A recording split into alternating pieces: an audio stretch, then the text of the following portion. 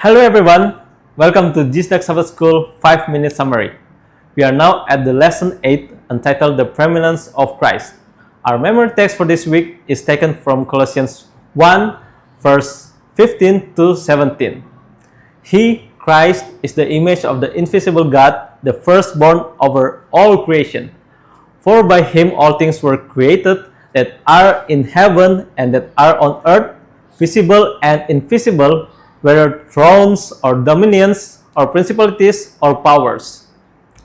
All things were created through him and for him, and he is before all things, and in him all things consist. Paul starts by setting a dramatic stage. He describes a rescue mission where God the Father has delivered us from the dominion of darkness and transfers us into the kingdom of his beloved Son. But who is the Son? Is he just a good teacher? A high-ranking angel? This week, we explore why Jesus is not just a way to God, but why he is preeminent, meaning he holds the highest rank, the first place, and the ultimate authority over all existence. Sunday, the image of the invisible God. Paul begins his description by calling Jesus the image of the invisible God. Think about mirror. It shows a reflection, but it isn't the person. However, the Greek word Paul uses suggests much more than a flat reflection.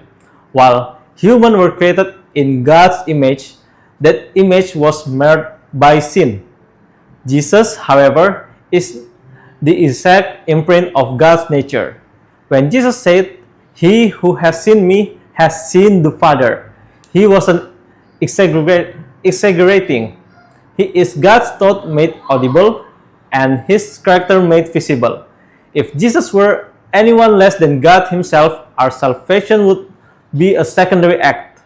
But because he is the image of God, when he died on the cross, it was God himself reaching down to save us. Monday, the firstborn over all. Creation. Now we tackle a phrase that often confuses people. The firstborn over all creation. Some argue this means Jesus was the first thing God created, but Paul immediately shuts that down. In the Bible, firstborn often refers to status and privilege, not birth order. Think of David, the youngest son, yet named firstborn because of his prominence as king. Paul explains Jesus' rank by highlighting three things.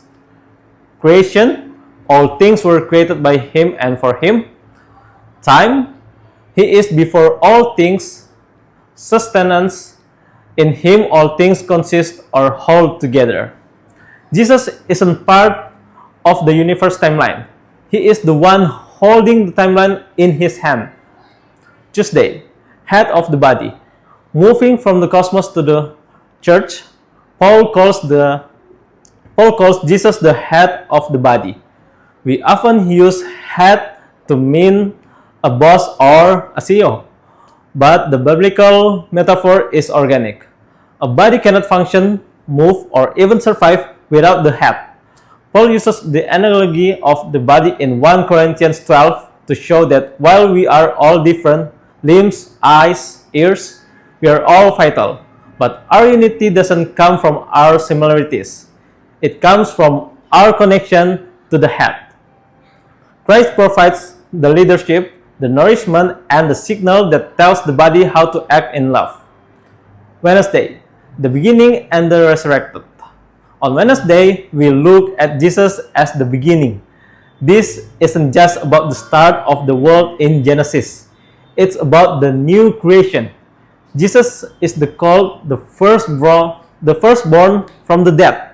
While others were raised before him, like Moses or Lazarus, Jesus' resurrection was the preeminent one. Why? Because his victory over the grave is what makes all other resurrection possible. He is the initiator of a new race of humanity that is no longer bound by the wages of sin. He conquered the dominion of darkness so that we could have a beginning that never ends. Thursday, reconciling all things. Finally, Paul speaks about of reconciliation. Through the blood of the cross, Jesus didn't just save human beings, he reconciled all things to himself. The cross was a spectacle to the entire universe, the cosmos.